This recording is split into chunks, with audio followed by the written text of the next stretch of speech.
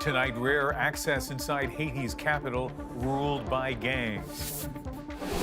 The risky journey to Port-au-Prince, a city isolated. We'll land just outside some of the most fiercely held gang territory. The fear, the violence, the humanitarian crisis. It's the worst since the 2010 earthquake. It's that bad. A Canadian exclusive. A tragic start to summer. A deadly boat crash in eastern Ontario's cottage country. Just like tragic and sad how fast something like that can happen. 3 young people killed, 5 others injured. Protecting Whitehorse. How the Yukon capital is working to be fireproof. People are really anxious. There's no two ways about it. From the ground and in the sky, a first-hand look at how they're redesigning the forest to save homes and lives in the breakdown. From CBC News, this is The National with Ian Henemansing. And we begin tonight with a Canadian exclusive, a rare look inside Haiti's capital, controlled by gangs and spiraling downwards. Our CBC News team made the dangerous journey into Port-au-Prince to see firsthand the struggle to survive. They found a humanitarian catastrophe. Many are starving and desperately seeking safety. Brutal violence erupting around them every day and every night. Our Paul Hunter is on the ground in Port-au-Prince and shows us a city cut off and in crisis. With Haiti's gangs in control of so much of the capital, for the moment, this is the only feasible way into Port-au-Prince, a United Nations World Food Program helicopter. The flight from Cap Haitien will take about an hour.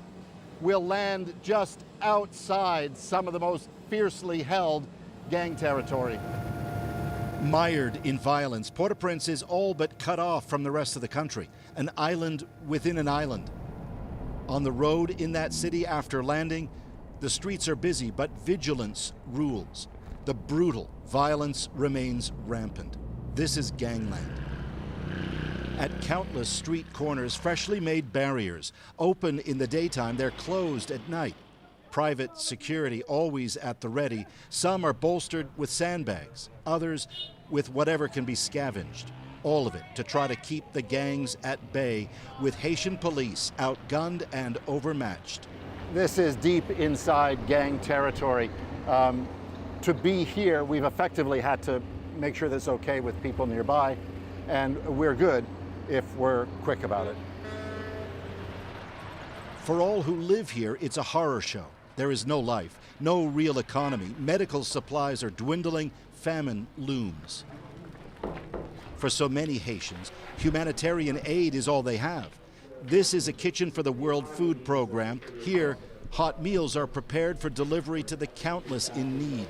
Thousands of such meals are made every day. The places where we provide this assistance happen to be in the dangerous parts of Port-au-Prince. And that's a challenge in itself. So we've got very high vulnerability.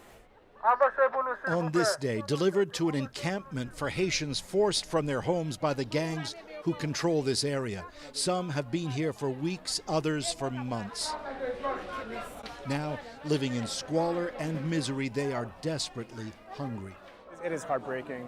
Right now, the crisis in Haiti, the humanitarian crisis in Haiti, is the worst since the 2010 earthquake. It's that bad, and things need to change.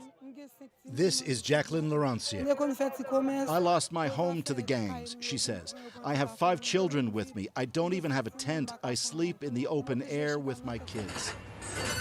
Meanwhile, just this weekend across town, a Canadian-funded prison was destroyed by gang members, an act we're told meant to underline the gangs cannot be stopped. At the Canadian Embassy, on one of the city's busiest roads, fully armed Canadian forces keep careful watch as Haiti awaits the arrival of an international force to help restore order led by Kenya. We met with Ambassador André-François Giroux. Canada's been very involved with the planning of the multinational force. It's coming here with a very specific mandate, which is to help the police to get control back. All of that is in the days and weeks to come. But at night, from our hotel balcony, gunshots. Reminders that the work ahead is daunting. Paul, as you mentioned, the sights and sounds of this crisis are all around you. Yeah, in fact, just off my line of sight with you, Ian, I can see Haiti's international airport. It's been closed for many of these past weeks, but we have regularly seen U.S. military cargo jets coming in and landing, including one just this morning. And I want to show you an image of some of what was offloaded from that jet, all in anticipation of that multinational police force led by the Kenyans coming in to take on the gangs, and evidence, Ian, that they will be well equipped. Paul Hunter reporting from Port-au-Prince, Haiti.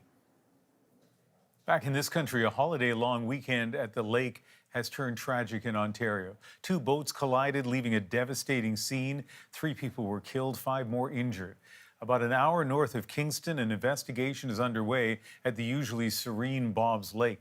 Police say a fishing boat and a speedboat collided just after sunset on Saturday night. 2 women and 1 man, all in their 20s, were killed. JP Tasker is near the scene with what more we know tonight. The May-long weekend, the unofficial kickoff of summer, ended in tragedy on this lake in eastern Ontario's cottage country. 2 boats collided with devastating results. It was kind of scary, just more ambulance, police, fire department, volunteer, more than I've ever seen at any kind of incident in my life. I did not know what was going on. 3 people dead, 5 more injured, 1 airlifted to hospital. Their condition critical. First responders rushed to the water's edge after a frantic call for help around 9:30 p.m. They squeezed down this country road. Police dispatch tape reveals what they found. VSA stands for vital signs absent. And we do have 2 patients VSA, 1 patient going unconscious at this time. We'll need all hands on deck. Some people were still in the water. They had to be pulled out. Police say a speedboat and a smaller open bow fishing-style boat violently collided. An update from the team here. We do have a concrete dock with a fishing boat against the dock and a sports boat on top of that boat. Crews are performing CPR in the fishing boat. While officials are still piecing together what went wrong here at Bob's Lake, what is known is the collision happened after dark, a particularly dangerous time to be on the water. There's no seatbelts. There's no airbags. People can be tossed out of the boat when a boat suddenly comes to a stop because of a collision. The collision comes as cottagers return to this summer playground. Just like tragic and sad how fast something like that can happen. And JP, what more do we know about the victims? The 3 people killed were just young adults. Ian, 2 women, 21 and 22, a man, 23, all from this area, South Frontenac, about an hour's north of Kingston, Ontario. Police are not saying if alcohol was involved with this. They're also not saying if all of the victims were wearing their life jackets. Boating experts I spoke to say the laws need to be tightened up around this issue. They say it's not enough just to have a life jacket in the boat. All passengers should be wearing one as well, they say. Right now, that's just optional. Ian? JP Tasker at Charbot Lake, Ontario. An admission and an apology today from rapper Diddy Combs after a video surfaced on Friday showing him attacking his ex-girlfriend. I take full responsibility for my actions in that video. I was disgusted then when I did it. I'm disgusted now. That 2016 footage shows him grabbing and dragging singer Cassie Ventura. Late last year, she sued Combs for a long list of abuses, which until now he denied. In his statement today, Combs said he was in a dark place at the time and has since sought help. Search teams have now located the helicopter carrying Iran's President Ibrahim Raisi. That's according to Iranian state television. They also reported it appears no one on board survived. The helicopter crashing into the mountains near the Azerbaijan border.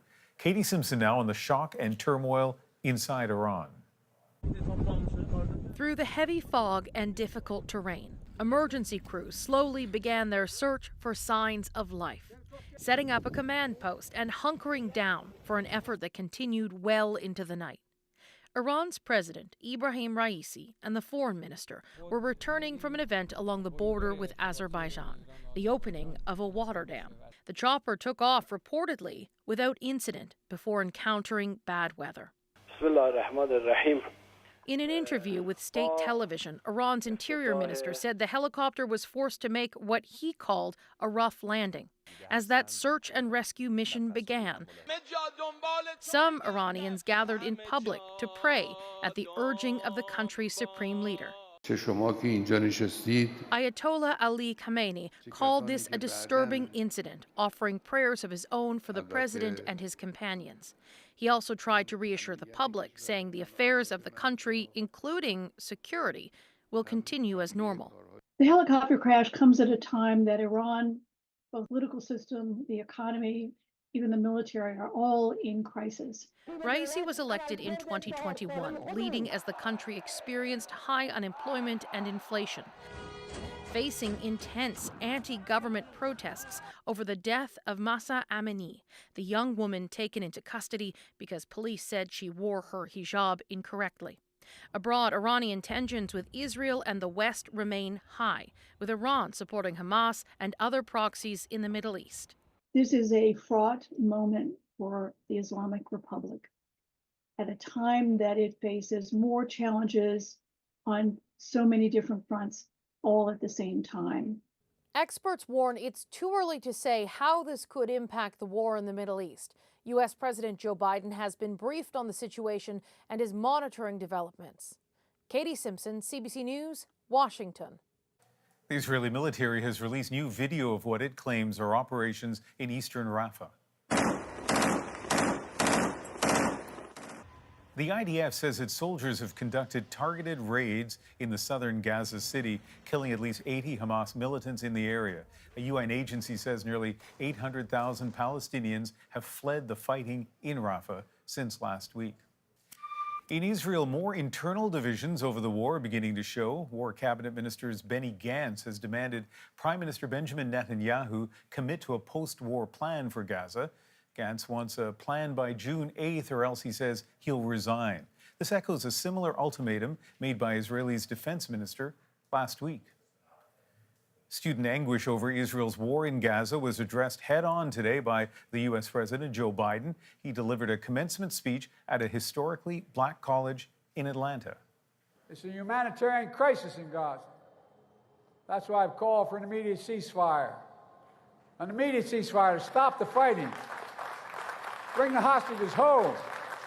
Though some cheered, others turned their backs on Biden, and protesters nearby voiced their anger over his position on Israel in its war with Hamas. Biden's broader message was an appeal to black and young voters in Georgia, a state seen as key to a second term. Some difficult news for wildfire evacuees in northern British Columbia. Several homes have been destroyed in Fort Nelson, that's near the Northwest Territories border. This as thousands in Alberta are heading home to Fort McMurray. Sam Sampson takes us through it. The way Liam Sistad sees it, he's had more than a week to perfect his game. When I first heard the news, I felt scared, oh wow, we're gonna have to leave things behind. But now that I'm here and that I'm kicking a ball around outside in this warm weather, I'm actually kind of glad that we were evacuated. More than 4,500 people from Fort Nelson, BC have been out of their homes due to wildfire. While some are hoping to go home soon, others won't get that opportunity. The municipality says fire has damaged 10 properties and destroyed 4 homes. My heart goes out to them, and we're going to do everything we can to work with them to try to make this as smooth as possible. The nearby fire is still out of control, but municipal leaders say it's not coming toward the community anymore, meaning they're prepping for residents to come back. Like making sure the utilities are in place, making sure the grocery stores are ready. We haven't returned any of those people to the community yet, but we're talking to them about getting their plans ready. About 675 evacuees from Cranberry Portage in northern Manitoba are heading home this weekend now that a massive fire nearby is under control. I'm very nervous. I'm happy we're going home. The fire isn't out yet. It's just under control. It's going to be a very stressful summer for us. And rain in Fort McMurray, Alberta, helped crews get a handle on the fire burning nearby. We're pretty excited to get home. Though that fire is still out of control, officials gave more than 6,000 evacuees the go-ahead to come back Saturday, some with apprehension. The only question is the wind going to change direction again and go towards town shortly after we get back? Though officials say it is safe for people to return to Fort McMurray, they do note that residents will have to learn to live with the fire for weeks, if not months. Because even though recent rain has helped, summer is creeping closer. Temperatures will rise, and they say fire activity is likely to increase. Sam Sampson, CBC News, Edmonton. Indonesian authorities have evacuated more villages near a remote volcano after yet another eruption. Mount Ibu sent a towering plume of ash into the sky on Saturday, triggering flashes of lightning around the crater. Authorities had already declared their highest alert level on Thursday after a series of eruptions. Indonesia sits within the Pacific Ring of Fire, the most active volcanic zone in the world. Frustration in Quebec over a plan to pull hundreds of local products off the shelves of government-owned liquor stores. Small distilleries say it'll put a dent in their business. And as Alison Northcott explains, they want big changes to the way liquor is sold. This Quebec distillery makes agave spirit and gin. This is the mill to crush the grain. Its products are sold at Quebec liquor stores, the government-owned Société des Alcools de Québec, known as the SAQ. But now the company's co-founder is worried because the SAQ plans to cut the number of Quebec spirits it carries. We never know when the telephone will ring. They call, okay, your agave spirit or your Comet gin, we don't want anymore. So now I'm kind of scared. With a major boom in the production of locally made spirits in recent years, the number of Quebec micro-distilleries has grown from just a handful a decade ago to nearly 70 today. Now, with more than 600 Quebec spirits on offer, the SAQ says shelves are overrun and sales have declined, so it's removing up to 200 different products. So if you can't sell your products in the SAQ, where can you sell them? We're not able to sell anywhere. The owner of this Montreal distillery says while the SAQ has used local producers to its advantage in the past, it's now ready to turn its back on them. When the gin craze was starting, it was driving people to the SAQ. I mean, they were encouraging, us to produce products because they were interesting, high quality, and consumers couldn't get enough. And now they're going, well, we have too many, so guess who's going to suffer? It's local producers. He says the move will leave distilleries with almost no options when it comes to selling their products. So there's a push for the province to open things up. For example, sell directly to consumers online, sell to restaurants, sell to events and festivals or farmers market. None of these channels exist in Quebec. And this problem is unique to Quebec. As the SAQ decides which products will go, distillery owners are waiting to see if their goods will have a place on the shelves or not. Alison Northcott, CBC News, Bedford, Quebec. Canada has named its swim team for the 2024 Paris Olympics. The touch, it is Penny Alexiak by 2/100ths of a second. The big names going for gold and the underdog who finally made the cut. Plus. My name is Taylor, and welcome to the Eras Tour. Taylor Swift fans are heading to Europe to catch her live and save some cash. It was much cheaper than even what I paid for face value in the US. How some countries are keeping the resale market at bay. And a mock mayoral race with a memorable winner. He was very excited and he got his little ride around the park. We're back in 2.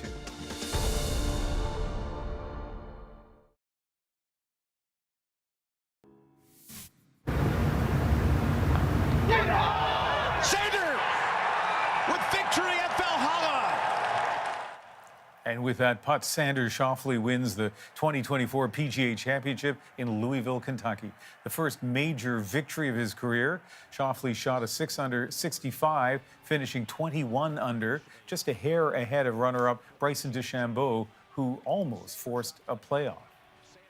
After a week of fierce competition, Canada's Olympic and Paralympic swimming trials are now over. The team is set, with some new faces joining the big names like Penny Alexiak and Summer McIntosh.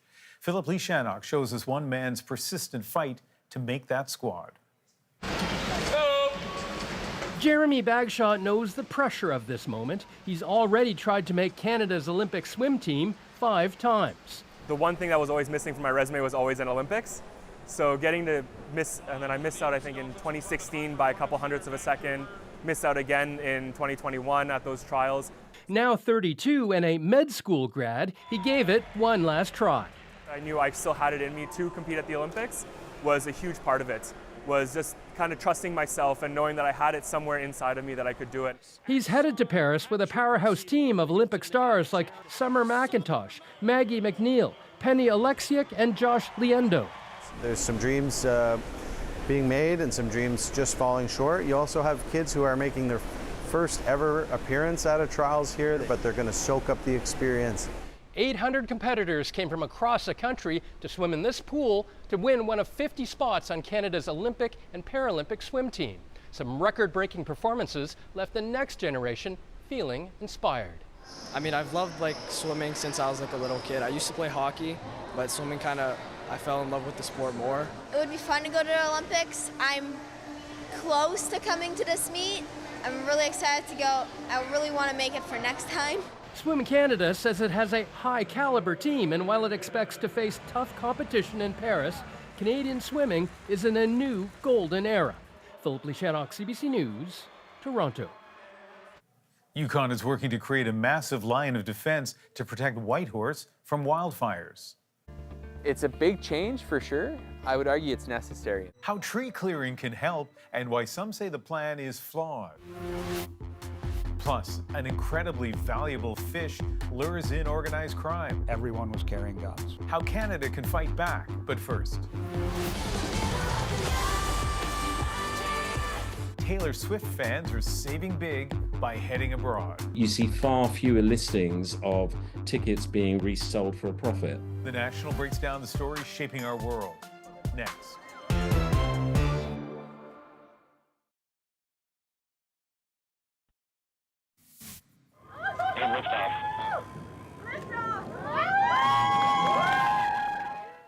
Celebrations and maybe relief after Blue Origin launched its first mission to space with a crew in nearly 2 years. 6 passengers were on board the 10-minute trip, including Ed Dwight, the first black astronaut candidate in the U.S. The now 90-year-old was trained but never flew to space.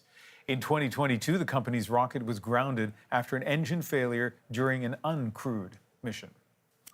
A dazzling streak of light seen over parts of Spain and Portugal. The European Space Agency says it was fragments of a comet.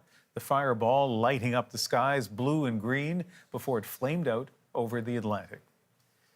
Thousands of Canadian Taylor Swift fans are flying across the pond to catch the pop star on her Eras tour. As Nisha Patel explains, for those who can afford it, a European vacation may actually be cheaper than seeing the singer at home. My name is Taylor, and welcome to the Eras Tour. After selling out stadiums across the continent, fans still can't get enough of Taylor Swift. It was one of the most amazing nights of my life. It was just incredible. Brian Kingston saw the pop star perform in Detroit last year. Soon he'll hop on a plane to the UK for her London concert. But I found it was much cheaper than even what I paid for face value in the US. It's still big bucks, but for Swifties who can afford it, the cost of a flight, hotel, and show in a European city may be a better deal than hometown tickets. On ticket reseller StubHub, the cheapest seat for the Toronto show in November is listed at more than $2,800. Compare that to Stockholm this weekend, $83. Why are prices for some European shows so much cheaper? Demand probably in some of these countries is not as strong. Relative to other artists, maybe she's not like the number one. There are also differences in the secondary ticket market. In North America, someone can resell for as much as they like, while in all these European countries, tickets are only supposed to be resold to someone else at face value. It's had a really positive effect. You see far fewer listings of tickets being resold for a profit because the law is quite straightforward. Julia Rowley has been to 3 Taylor Swift concerts and was disappointed when tickets to Canadian shows sold out instantly. It's super frustrating. It was especially really frustrating when the concert tickets first dropped and then immediately, there was people selling them for thousands of dollars marked up. She decided to shake it off and saved up to see Taylor Swift in France. When we were able to get the Lyon tickets for $250 Canadian, we were super excited. I don't even think we looked at where the seats were. Ready to make memories that she says are priceless. Nisha Patel, CBC News, Toronto. Now it's time to dig deeper into the stories shaping our world. Asia pays top dollar for baby eels, but Canada's crime-ridden eel fishery has been shut down. Why one U.S. state says it has the answer. I think you guys can do it too. But first, to protect Whitehorse from wildfire, the Yukon thinks big. This is a huge clearing of trees right here. The clear-cut woods are startling. This is exactly what it looked like before we went in. But they can help slow down a fire that threatens the city. People are really anxious. There's no two ways about it. Juanita Taylor starts with a helicopter view of a large-scale exercise in protecting homes and lives.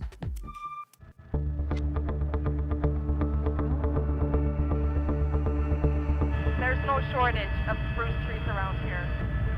Spruce trees can burn really well. Deep in the boreal forest outside Yukon's capital, the race is on to build a massive permanent fuel break. Among the first in Canada. This area just south of the city of Whitehorse is being forever changed. Old spruce and pine trees are being cleared to create a massive corridor called a fuel break. It's kind of the balance, eh? Like, I understand people hate to see that kind of clear cutting.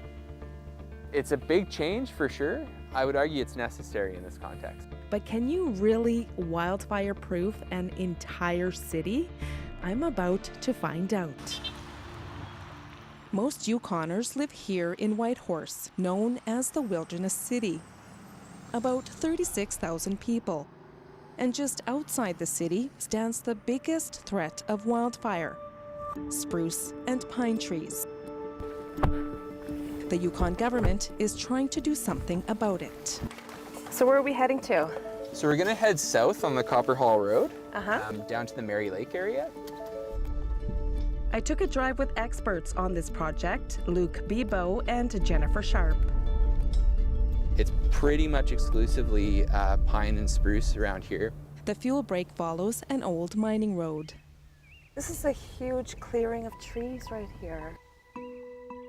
If a fire were to burn in this area towards Whitehorse, how realistic is that probability? I think it's an inevitability, to be honest with you. Yukon's government plans to spend $11 million to build the fuel break. When finished, it will stretch 20 kilometers long and up to 2 kilometers wide, thinning some areas, clear-cutting others, and replanting them with slower-burning trees. Its location is strategic. Most of the time, the wind comes out of the south, out of the Carcross Valley and the Marsh Lake area in the summertime. It's like 80% of the time. Blowing right towards Whitehorse. There hasn't been a fire in this area since somewhere around like 1908. So it's almost time for it to happen. Yeah, I think that's fair to say. The big worry is a catastrophic fire like this. An assessment done a few years ago found that a Fort McMurray-type fire could hit Whitehorse and likely will. Lightning strikes have also increased with the changing climate. Not wasting any time, the Yukon government started building the fuel break in 2020. Nearly 400 hectares of trees have been cleared and sent for salvaging. So Luke, there is just so much fuel to burn here. Like, there's just so many trees. Yeah, it's pretty wild how dense it gets to be, right? So this is exactly what it looked like before we went in. It's a big change for sure. I would argue it's necessary in this context. Those tiny needles packed with resin can become volatile with fire. As a fire is burning along the ground, maybe it's burning in this moss or this leaf litter that we've got here. As those flames grow, they reach up and they climb this ladder. They climb the ladder fuels and they go all the way up the tree. They torch off in those really aggressive, scary looking crown fires. They're kind of our worst enemy in some ways, but they're also part of the ecosystem. I'm constantly concerned about it. I know that the fire seasons are getting longer. We've had more and more severe events. Sandy Johnston's home is just across Mary Lake, less than 2 kilometers from the fuel break.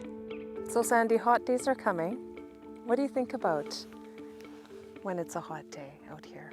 Well, if it's low humidity for a few days, if it's above 25 degrees, and if there's a strong south wind blowing, and I smell any hint of smoke, I'm a little bit nervous. He's been fire smarting his property more and more every year, like rigging up this vacuum to suck leaves from the roof. We've been in full support of the development of the fuel break. It's something that we're kind of grateful to see being developed, but at the same time, there's a lot of concerns, I guess. And there may be a false sense of security from the residents of Whitehorse that the fuel break's going to save us from a wildfire, which it's not. The biggest threat to the community will be from an ember shower. Last summer you saw embers go across the Okanagan Lake. Part of the planning is to keep ember showers like this from reaching so far by redesigning the forest and replacing spruce and pine trees with aspen. So Jennifer, tell me more about this guy.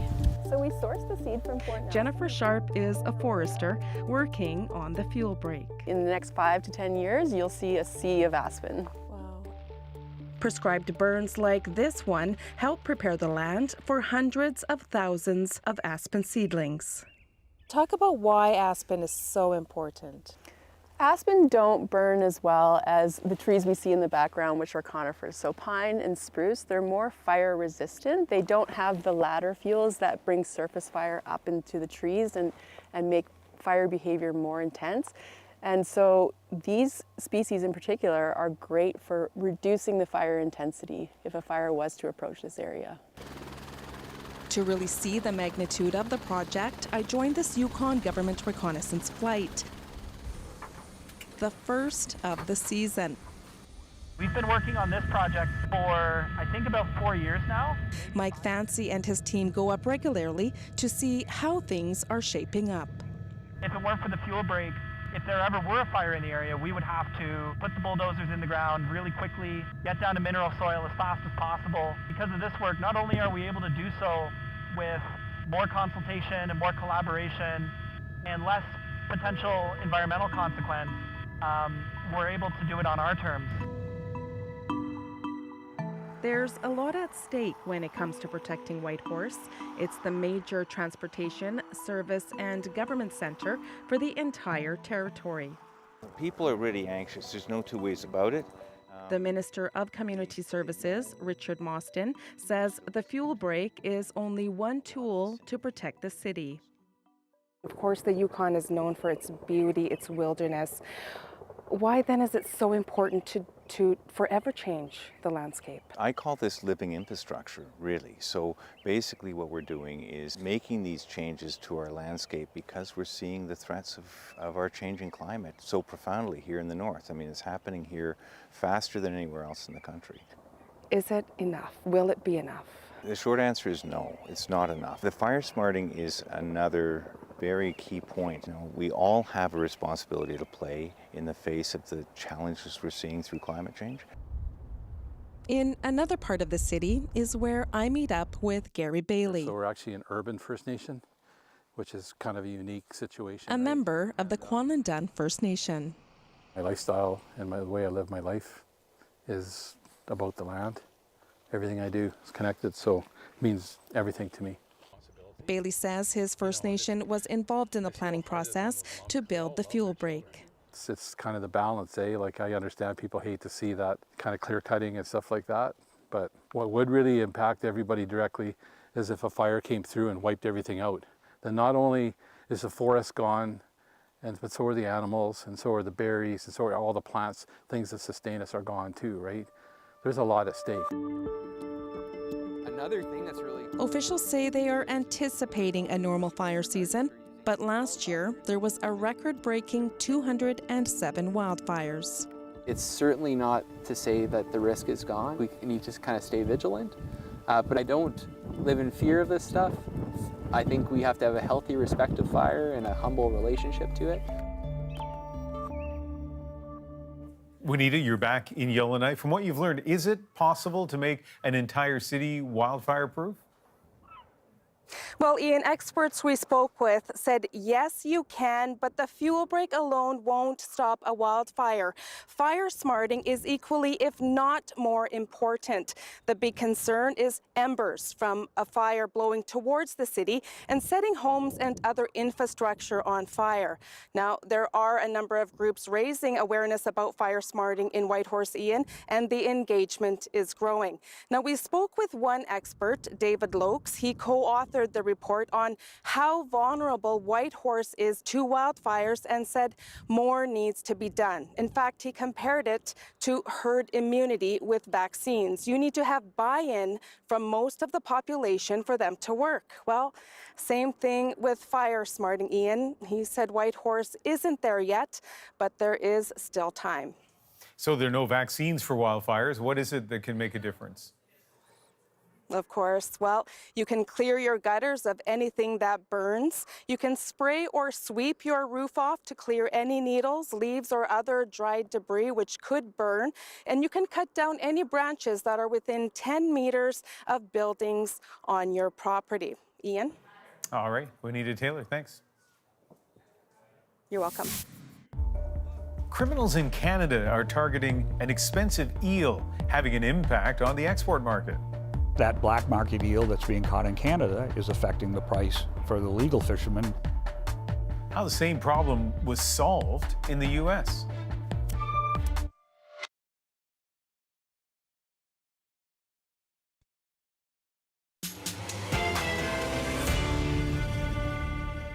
Officers at Pearson Airport seized nearly $500,000 in contraband baby eels, the latest bust in a crime-plagued industry. Everybody in f***ing handcuffs. It's one reason why Canada shut down its fishery for the high-priced Asian delicacy. Everyone was carrying guns. But Maine found a way to root out the poachers and make it all work. In Canada this year alone, investigations related to these baby eels have led to 149 arrests. Kayla Hounsell traveled to Maine to show us how they keep their lucrative harvest on the up and up.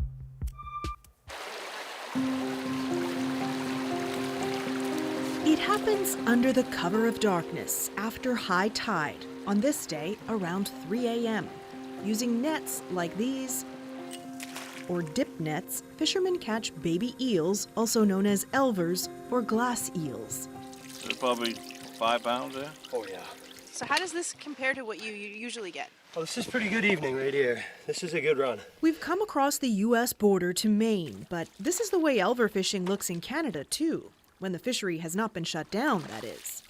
I got everybody in f***ing handcuffs. The Canadian elver fishery is so out of control, the federal government has closed it amidst concerns of overfishing, organized crime, even death threats. Both countries ship live to Asia, where eels are eaten and in high demand. Last year, they were worth nearly $5,000 a kilogram. Lobster, by comparison, is worth around $15. Now, in Canada, 1,100 people are out of work. Hopefully they'll get it cleaned up. I mean, it happened here too in 2012 and 13. And we got it summed up, so I think you guys can do it too. Maine began making changes to how its elver fishery is regulated back in 2012. Then, over a period of years, it significantly increased fines, suspended licenses for the first offense, revoked them permanently for the second offense, and instead of a civil infraction, made elver violations a crime. Here's my fob key. When it's time to sell his eels, Daryl Young uses his fob to enter his elvers into the system. So they knew who caught them, where they caught them, and how much they got. And that took care of the poaching. The state also banned cash transactions because there was just so much of it changing hands right on the rivers. Banks were running out of money in eastern Maine. Literally running out of money. That was a dangerous situation. I mean, my officers were walking up to harvesters and dealers and everyone was carrying guns. I mean, everyone. Maine also now tightly controls the export of elvers. Marine patrol officers come to a facility like this one, weigh the eels, and seal them with a tamper-proof seal. The U.S. Fish and Wildlife Service then inspects the containers before they leave the country. Since we've put that system in place, not one shipment has been tampered with. In Canada, there is no federal oversight or monitoring of the elver supply chain from harvest to export. DFO from the maritime region have came down with policymakers, with some of their enforcement folks. When? It was this year. Was that the first time you ever heard from them? Yeah. The Department of Fisheries and Oceans says it has launched a comprehensive review of the fishery. I think it's going pretty well. Maine has also carved out 22% of its overall quota for its Indigenous people. Here on the Penobscot Nation, the Director of Natural Resources says members of his community believe they should have more, but they don't participate in unauthorized fishing. We don't have any issues going over on the quota. We've been, respectful of that. Canada has also set aside part of its overall quota for Indigenous communities, but some say they have a treaty right to fish for a moderate livelihood without a license from DFO and in spite of the fishery being closed. DFO says anyone caught with elvers now that the fishery is closed is subject to enforcement. Fisheries officers have arrested more than 100 people in the last 2 months. Somehow they're getting that product out of the country, which is really unfortunate because that black market eel that's being caught in Canada is affecting the price for the legal fishermen that are here in Maine. Once they started doing that, they didn't want to buy our eels at $2,000 a pound. They wanted to buy their eels at $300, $400, $500 a pound, whatever they were selling them for. Frustration with Canada, and both Maine fishers and authorities insist they have the blueprint when it comes to how to run a smooth elver fishery, and they're willing to share it with their neighbors to the north. Kayla Hounsel tells us the Department of Fisheries and Oceans in the Maritimes will launch public consultations in the coming weeks on what to do next, but they add that recent arrests and seizures are acting as a deterrent. Fishery officers have also been brought in from other provinces to deter illegal fishing. As Ukraine struggles against Russian forces, one particular weapon is giving it an edge at sea. Here's a look at a story Murray Brewster is working on. Compared with other weapons of war, it is remarkably simple. Simple, but deadly. The patrol ship Sergei Kotov sunk off occupied Crimea by a special unit of Ukraine's military intelligence, Group 13, and its commander, who goes by the nom de guerre callsign 13. We are now changing the rules of fighting in Ukraine. The Magura V5 maritime drone, a revolution in warfare. With a 200-kilogram warhead and a top speed of 80 kilometers an hour and a range of 800 kilometers, these cheap, expendable, remotely piloted boats have driven much of the Russian Black Sea Fleet out of their traditional waters in Crimea and away from Odessa and Ukrainian trade routes. You can watch for that story in the coming days on The Breakdown. Coming up now, a BC trailer park elects an unconventional mayor. The winner is Snoopy. How this dog got the top job next in our moment.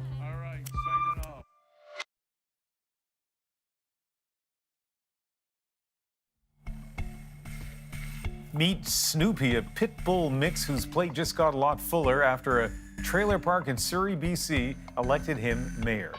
That win came with pets, paw shakes, even a parade, all for a good cause. So tonight, celebrating Snoopy makes our moment.